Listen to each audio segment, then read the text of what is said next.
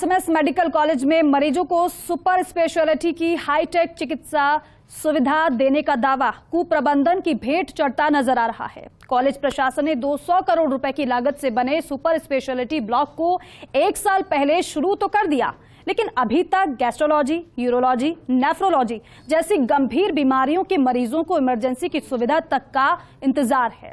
आखिर किस सोच के साथ बनाया गया सुपर स्पेशलिटी ब्लॉक और इमरजेंसी नहीं होने से मरीजों को कैसी आ रही हैं दिक्कतें? फर्स्ट इंडिया न्यूज की एक्सक्लूसिव रिपोर्ट आप देखिए। केंद्र और राज्य सरकार आधारित प्रोजेक्ट के तहत एसएमएस ट्रोमा सेंटर के ठीक पास में 200 करोड़ की लागत से सुपर स्पेशलिटी ब्लॉक बनाया गया है। प्रोजेक्ट में केंद्र सरकार ने 120 करोड़ दिए, जबकि गहलोत सरकार ने 80 करोड़ रुपए का खर्चा उठाकर मरीजों के लिए अत्याधुनिक सुविधा की राह साफ की। पिछले साल मार्च में एसएमएस मेडिकल कॉलेज ने ट्रायल शुरू कर दिया और उसके बाद अब गैस्ट्रोलॉजी, यूरोलॉजी, नेफ्रोलॉजी के अलावा हेपेटो, पैंक्रियाटो, बिलेरी सर्जरी विभाग को पूरी तरह से ब्लॉक में शिफ्ट कर दिया। इन सुपर स्पेशलिटी सेवाओं की मरीजों को कितनी दरकार है, इसका अंदाजा इस बात से लगाया जा सकता है कि रोजाना करीब 1000 से अधिक मरीज ओपीडी में आते हैं, जबकि 300 के आसपास मरीज अस्पताल में भर्ती होकर इलाज लेते हैं। आश्चर्य की बात यह है कि इतने मरीजों के लोड के बावजूद अभी तक ब्लॉक में इमरजेंसी की सुविधा शुरू नहीं की गई। हालांकि अस्पताल अधीक्षक डॉक्टर विनय मल्होत्रा भी मानते हैं कि अस्पताल में इमरजेंसी की जरूरत है और इसे जल्द शुरू करने के प्रयास जारी हैं। यहाँ भी 3 विभाग हैं, नेफ्रोलॉजी है, यूरोलॉजी है और गैस्ट्रोएंटरोलॉजी है, और तीनों में ही देखा जाए तो हमारा जो कार्य है वो संतोषजनक चल रहा है। ओपीडी भी हमारी करीब 1000 पर डे की हो रही है और करीब इसमें 310 इंडोर बेड्स हैं, तीनों डिपार्टमेंट के आईसीयूज हैं। हमारा state of the art OT complex है। ये G+7 7 मंजिल की बिल्डिंग है। तो जो सबसे ऊपर का जो फ्लोर है 7th फ्लोर, वो ओटी कॉम्प्लेक्स है जिसमें यूरोलॉजी की सर्जरीज चल रही हैं। अब रोबोट भी हमारे यहाँ आ गया तो रोबोटिक सर्जरी भी चालू हो गई है।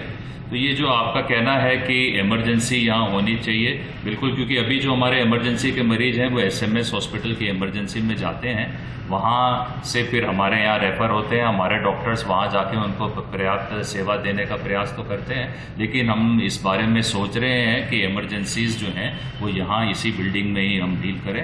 अस्पताल में मरीजों को जो आपातकालीन दिक्कतें आती हैं उनमें गैस्ट्रोलॉजी में खून की उल्टी, खाने की नली में रुकावट, पॉइजनिंग, एक्यूट गैस्ट्रिक इश्यू की मरीजों को इमरजेंसी रहती है। तो वहीं यूरोलॉजी में पेशाब में खून आना, पेशाब में अचानक रुकावट, पैराफिमोसिस की दिक्कत से मरीज आते हैं। इसके अलावा नेफ्रोलॉजी, क्रॉनिक किडनी डिजीज और एक्यूट किडनी डिजीज के मरीजों को आपातकालीन दिक्कतें होती हैं। एसएमएस मेडिकल कॉलेज के सुपर स्पेशलिटी ब्लॉक की वर्किंग को लेकर भी सवाल खड़े होते हैं कि आखिर ओपीडी के जरिए ही सुपर स्पेशलिटी अस्पताल में मरीज भर्ती होते हैं। सरकार ने ओपीडी का सिर्फ 6 घंटे का समय निर्धारित कर रखा है। फिलहाल सुबह 9 बजे से 3 बजे तक ओपीडी संचालित होती है, लेकिन इस समय अवधि के बाद यदि कोई मरीज इमरजेंसी दिक्कत लेकर आता है तो उसे मजबूरन एसएमएस अस्पताल के मेडिसिन विभाग में भर्ती होना पड़ता है, क्योंकि इमरजेंसी सुविधा के अभाव में वो सुपर स्पेशलिटी अस्पताल में भर्ती नहीं होते। सुपर स्पेशलिटी ब्लॉक में इमरजेंसी सेवा शुरू नहीं करने के पीछे प्रशासन के पास कोई ठोस वजह नहीं है। यदि 3 विभागों की बात की जाए तो स्थायी फैकल्टी के अलावा गैस्ट्रोलॉजी में 24, नेफ्रोलॉजी में 15 और यूरोलॉजी में 30 डीएम स्टूडेंट्स हैं, जिनके सहयोग से आसानी से इमरजेंसी की सेवा शुरू की जा सकती है। हालांकि सवाल ये भी खड़ा होता है कि आखिर सुपर स्पेशलिटी के मरीजों को आपातकालीन सेवा कब मिलेगी, क्योंकि स्पेशलिटी ब्लॉक में ओपीडी, आईपीडी के अलावा इमरजेंसी का भी प्रावधान है। ब्लॉक के ग्राउंड फ्लोर पर ओपीडी के अलावा इमरजेंसी का प्रावधान था, लेकिन कॉलेज प्रशासन ने सिर्फ ओपीडी, आईपीडी की सेवा शुरू कर इतिश्री कर ली। ऐसे में रोजाना काफी तादाद में मरीज इलाज के नाम पर फुटबॉल बन रहे हैं। तो ऐसे में क्या कॉलेज प्राचार्य डॉक्टर राजीव बगरहट्टा मरीजों के दर्द पर प्रसंज्ञान लेंगे? ये तो देखने की बात होगी। देखा जाए तो air conditioner super speciality block में हर तरह की अत्याधुनिक सुविधाएं हैं।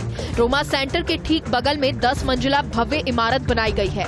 ब्लॉक के पहले फ्लोर पर हेपेटो, पैंक्रियाटो, बिलेरी डिपार्टमेंट की सेवाएं हैं। दूसरे फ्लोर में gastro ward, doctors chamber, classroom, DDC की सुविधा है। तीसरे फ्लोर पर एंडोस्कोपी लैब, 8 बेड के गैस्ट्रो आईसीयू के अलावा एडमिनिस्ट्रेटिव ब्लॉक, अस्पताल अधीक्षक कक्ष, वेटिंग एरिया। चौथे फ्लोर पर urology ward, doctors chamber, classroom, DDC की सुविधा है। 5वें फ्लोर पर nephrology ward, ICU, doctors chamber, DDC की सुविधा है। 6वें फ्लोर पर dialysis area, post pre transplant, ICU, SOTTO office, renal lab, HLA lab की मरीजों को सेवाएं मिलेंगी। सुपर स्पेशलिटी ब्लॉक में 7वें फ्लोर पर मॉड्यूलर ओटी विकसित किया गया है, लेकिन इतनी सुविधाओं के बावजूद इमरजेंसी के लिए मरीज चक्कर घिन्नी हो रही हैं। ऐसा नहीं है कि सुपर स्पेशलिटी ब्लॉक में इमरजेंसी नहीं होने के चलते मरीजों को हो रही दिक्कतों की प्रबंधन को खबर नहीं है, लेकिन शायद बड़े चिकित्सक खुद की सुविधाओं को मरीजों के दर्द से ज्यादा प्राथमिकताएं देते हैं।